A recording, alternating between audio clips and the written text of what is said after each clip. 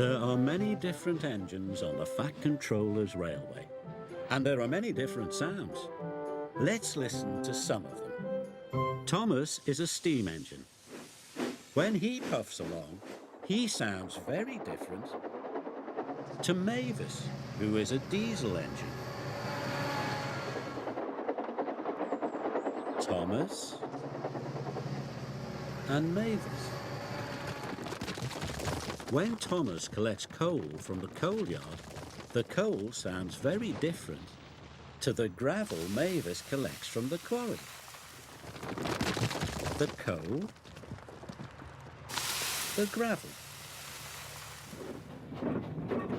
When Thomas chuffs happily across the stone bridge, he sounds different to Mavis when she trundles over the steel bridge.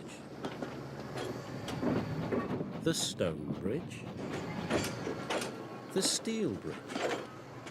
Finally, when Thomas arrives at Brendam Docks, Thomas's brakes sound like this, whereas Mavis's brakes sound like this.